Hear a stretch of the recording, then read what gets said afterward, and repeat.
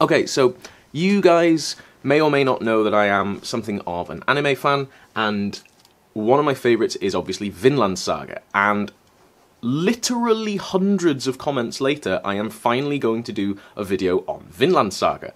However, this comes with a bit of a caveat. When the company that does the dubbing for Vinland Saga found out that I was going to be doing a video on it, they agreed to sponsor the video, and they also agreed that it was okay for me to do a nice balanced look at it. So this video is going to look at some of the main characters, their clothing, and some of the buildings and landscapes in the show, have an assessment of their historicity and see how historical they are, and see what we can do to maybe just slightly tweak them to bring them in line with kind of my historical reenactment standards. It's not a video without coughing and tea. So that's what we're going to be doing, so be prepared. There is going to be a sponsorship section, but I think I've put the chapters in this video, so hopefully you'll know where it is.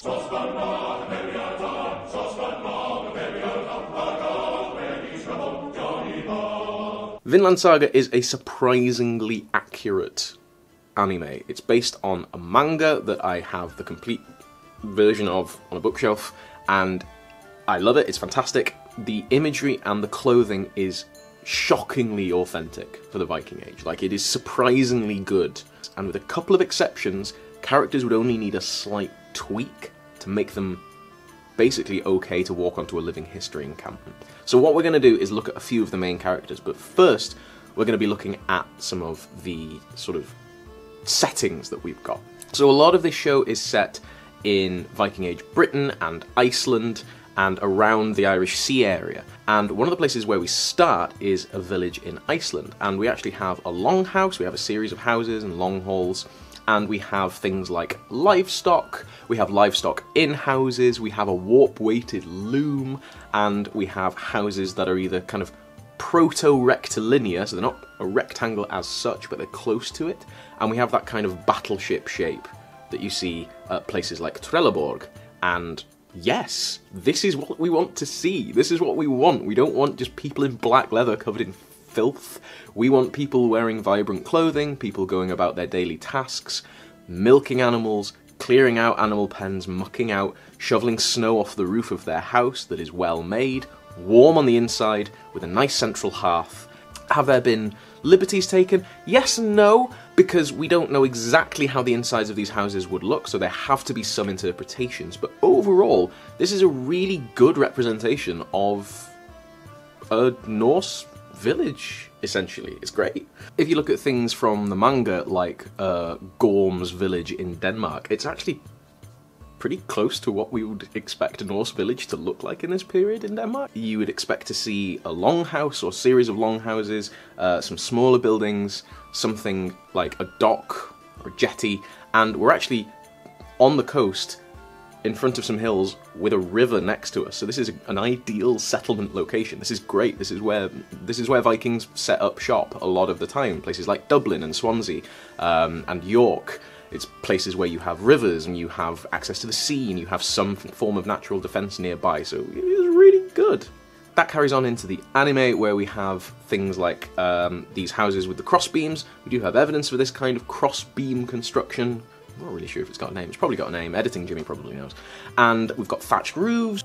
We've got wooden houses. We've also got houses like Thorfinn's house that looks kind of like it's got shingles on the sides. I'm not sure if the shingles are really a thing historically from this period, but I'm not certain. It's also got these supporting buttresses, which are kind of fun, and I think that's because one of the little moments we get is Ylva and Thorfinn, I think at one point, shoveling a ton of snow off the roof. Things like the larger towns and villages, like the Mercian villages, we get these rectilinear buildings without all the cross bracing and things.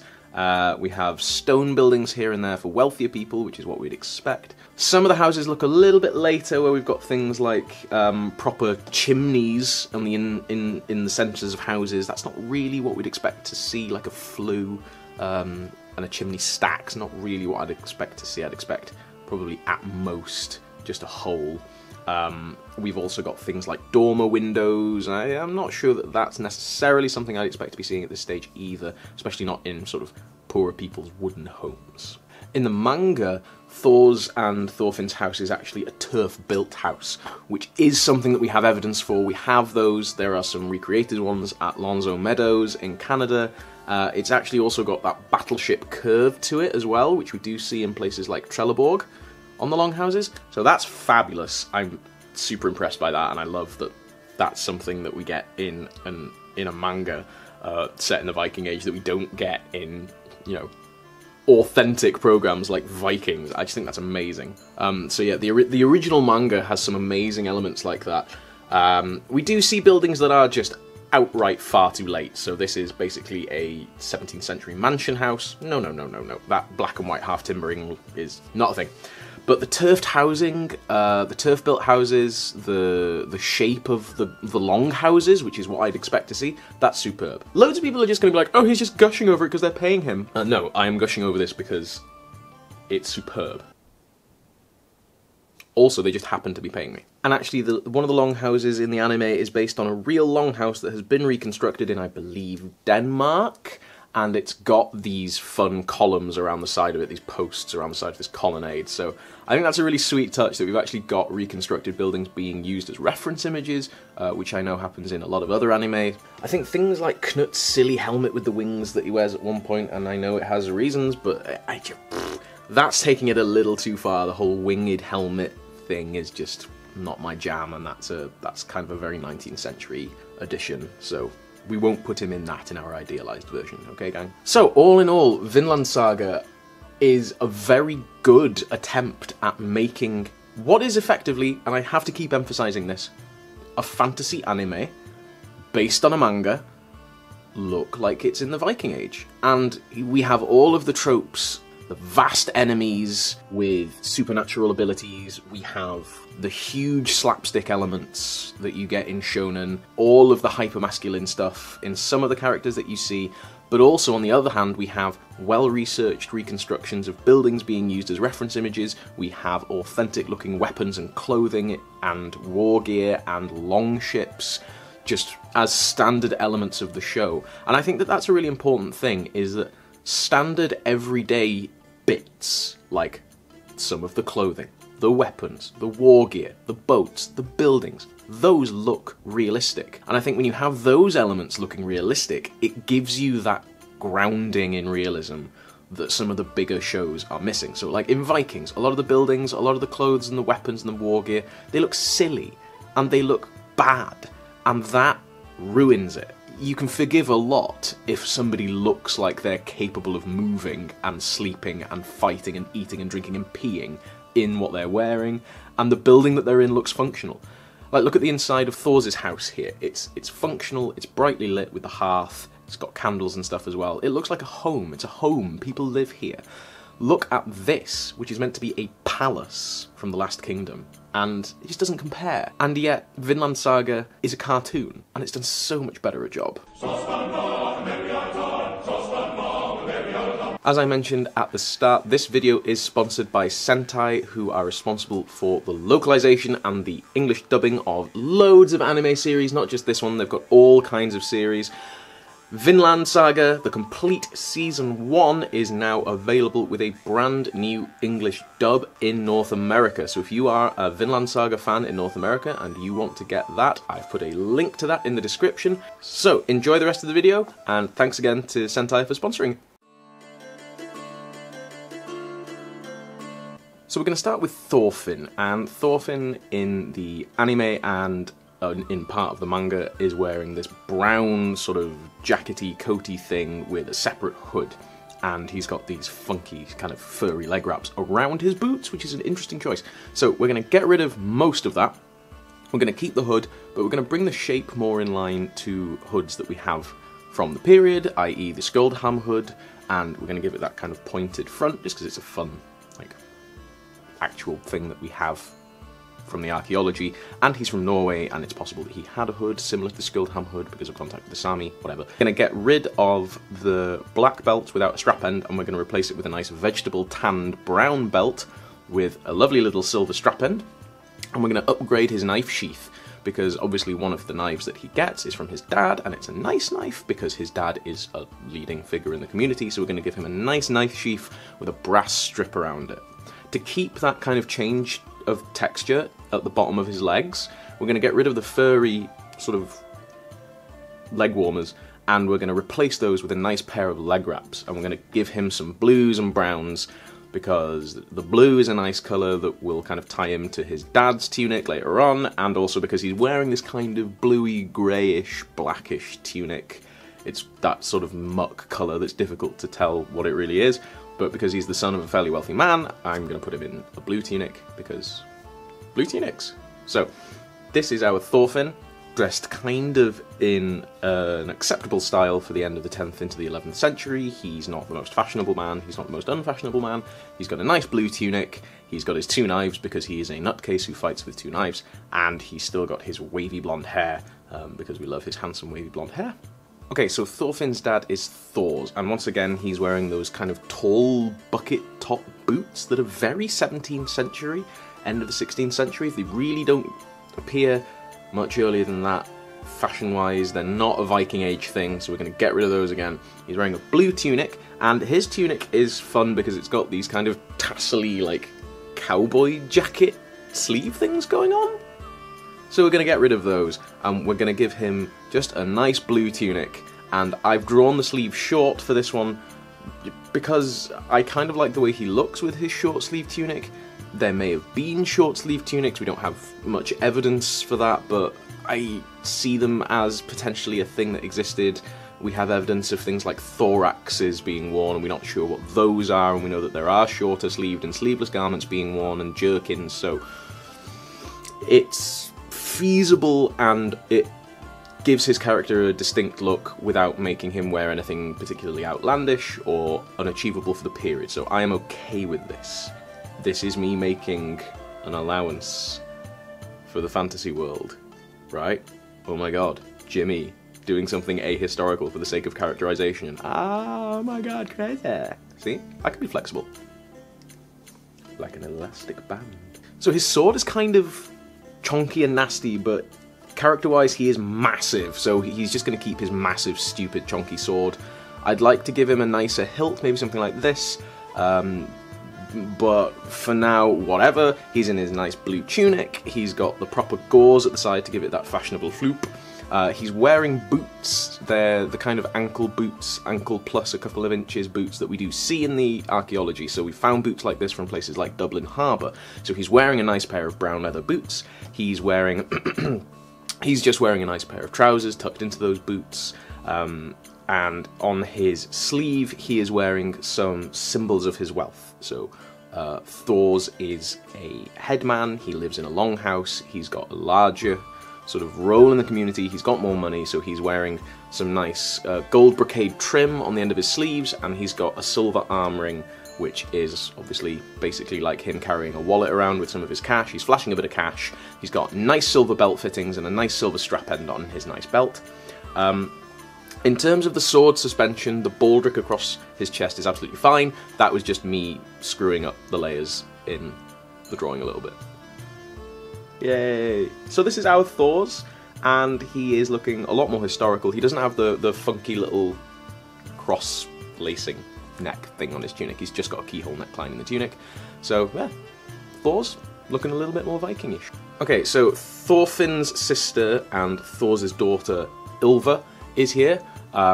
She is portrayed in the manga and in the anime wearing a wrap jacket, and I really like that because there is this idea that the wrap jacket was this kind of elite warrior's garment, and although that might have been the case in some areas of Anglo-Saxon culture, there's not really that much evidence that that was a thing in Norse culture, and in Iceland especially. It makes sense that if you have a very warm garment, people will wear it regardless of gender. The original fragments we have suggest that these were made of multiple layers of wool with horsehair, and it's possible that they were using wool, just kind of combed wool, dyed with madder to give it this pink look as a kind of fake fur trim. So Ylva has been wearing a very structured coat. It's almost like a double-breasted sort of jacket, modern cut double-breasted jacket, which is cool and looks really nice, and I like that it's closed with a brooch, but it doesn't really kind of fit what we have archaeology-wise, and it doesn't really fit our understanding of how these garments were made, necessarily. So I'm going to give her a slightly simplified version of what she's already wearing, but only slightly in the cut, and it's just that sharp square angle there. We do have evidence of necklines that were closed in a similar way, so you'd have like a double neck, so you'd have like a piece of fabric going across here, and then another one going across there that's closed. So it's kind of like those traditional Russian tunic shirts that you see, where they're closed there, and then you've got another piece of fabric underneath. We're not giving her that, we're giving her a different garment. This is like a wraparound jacket. And Ylva's has a nice pink fake fur trim made out of madder-dyed wool, fleece. She's got a nice brooch, and this is a disc brooch that she's wearing just to pin it slightly at the chest to close it up a little more against the cold. And her belt is narrower than the original belt, just slightly narrower, because I've tried to capture the coat kind of draping over the belt a little bit. It's a nice red and white tablet woven belt with a tassely end, and that's Ylva. Like, her kit looks really good. She looks great. It just needs a little bit of tweaking, and she's kept the brown colour because brown is a nice colour for a wrap jacket. It's dyed with, let's call it dyed with, I don't know, chestnuts or something. And yeah, that's our Ylva, ready for a nice cold day in Iceland, helping out around the family farm, because she does lots of manual labour. She does weaving, she clears snow off the roofs. So yeah, the only other item I could have given her, I guess, would be a pair of mittens, like the ones that I made in a previous video, which you should go and enjoy. But just imagine she'd got the pair of mittens like tucked into the jacket or something, I don't know. Alright, we're going to move away from Thor's and Thorfinn and Ylva's family to one of the other characters, a lot of people's favourite character. It's my favourite character because he is half Welsh, that is Askeladd, and Askeladd, well, he's got two Ds, so he should be Askeladd. Askeladd, as I'm going to call him now, is wearing kind of a funky mix of nonsense. So he's wearing the kind of bucket top boots, and he's got a split front tunic over the top of a tunic with short sleeves underneath what I can only assume is black leather muscle cuirass. And I suppose that's because he's doing this Romanizing thing, because spoilers, he claims to be related to King Arthur, which is a very Welsh thing, and it's a wonderful character element that I love. It's so historically Welsh that he would do that to try and claim his lineage back to King Arthur is such an early medieval Welsh thing, and I love that so much about him. But the muscular armour is quite silly, and the layering is great. I love the layering, but the different sort of types of tunic are a little bit later than what we're really looking at.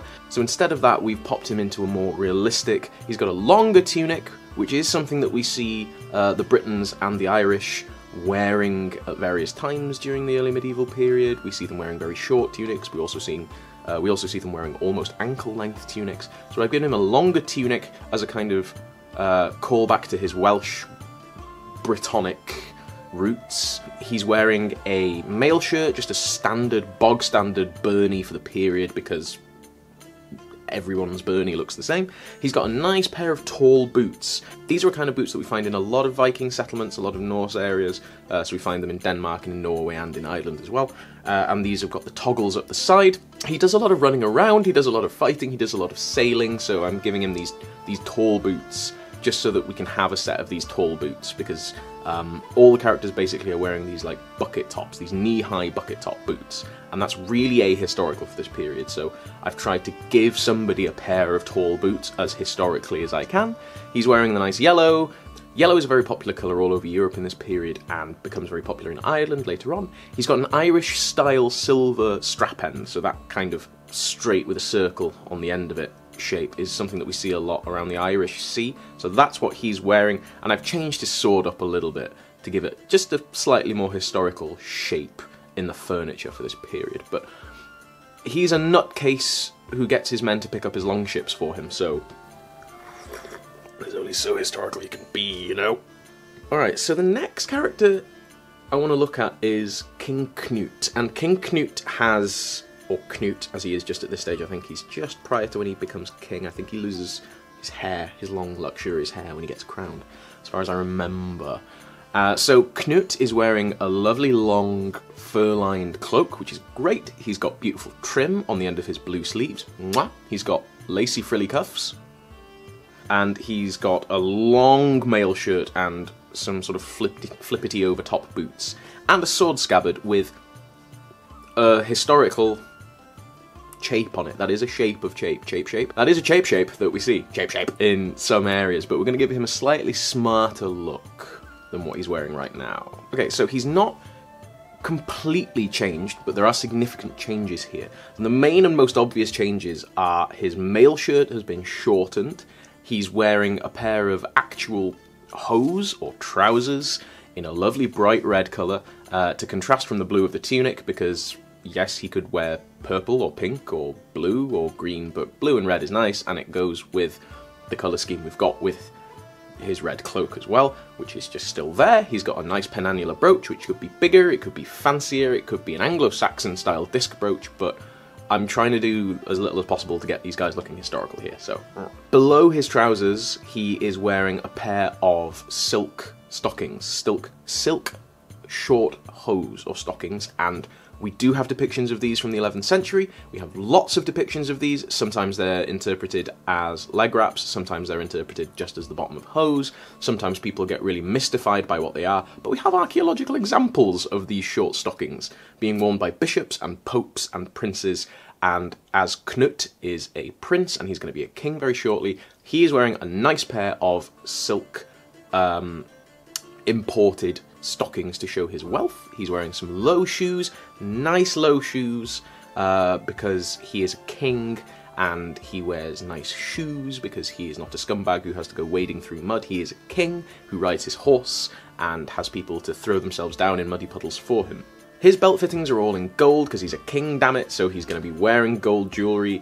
We've kept the gold trim on the end of his sleeve, but we've got rid of that frilly, lacy reverse cuff thing turn back, because that's completely ahistorical. But Cnut otherwise looks great. His sword now has a nice gold shape on it that is a little bit fancier than just that kind of strip of gold or strip of brass. He's now got a nice chunk of gold on the end of that sword scabbard, and this is him basically ready. I mean, if any of these guys were to turn up to a reenactment in their original costumes, they'd be dressed well, except for Askeladd, actually. They'd be dressed better than some of the reenactors I've seen, so there really isn't all that much to do. So in terms of the background characters are pretty good. They're mostly just wearing generic kind of shades of grey and brown tunics. Some of them are long-sleeved, some of them are short-sleeved.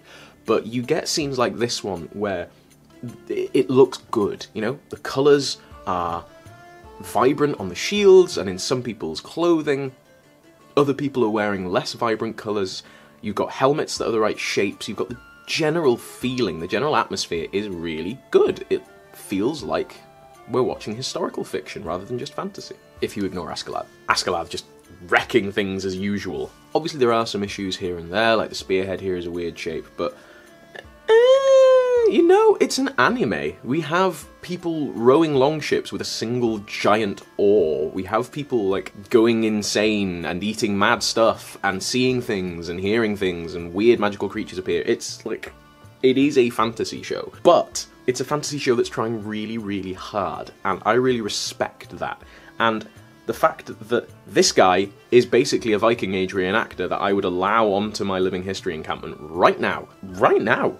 And a couple more of these dudes are as well, like this guy. As long as he gets rid of those weird bucket tops, we can be friends. The fact that this is an anime based on a manga that's doing a better job of making the Viking Age look both realistic and visually appealing than any of the big budget TV shows like Last Kingdom or Norsemen or Vikings. And I know Norsemen is a comedy, but still, it's amazing to me that it's done this well. It really, really is. One guy who needs to dump a couple of bits of his kit is King Harold. Harold is wearing these, like, splint armour gloves, and yes, the splint armour is a thing. No, it's not a thing for Norse people, and his kind of laced up the front jerkin-y thing, I would just get rid of all that and just have him wearing mail. His sword is beautiful. It's kind of a Saxon Germanic style sword with that multi-layered, that sandwiching of materials in the handguard of the sword, which is just beautiful. And I love that they've gone with that style of sword. I think it looks really cool. I think it's a lovely ancestral piece for him to be carrying. The fur-lined cloak, yeah, sure, why not? Give him a fur-lined cloak. He's wearing a long-sleeve tunic, which is great, and he looks angry as hell, probably because his sword scabbards are dangling so low off his waist. I mean, that seems rattly. So I hope you enjoyed this video. I certainly enjoyed making it because it meant I got to watch lots of anime and read lots of manga, so hey. Diolch yn fawr iawn, unwaith eto am ymuno. Thank you ever so much once again for joining. If you are enjoying my videos, please feel free to subscribe, and if you're interested in supporting the channel, I have a Patreon and a Coffee page, which I will link to in the description. Tan tro nesa, till the next time. Hwyl am y tro. Bye for now.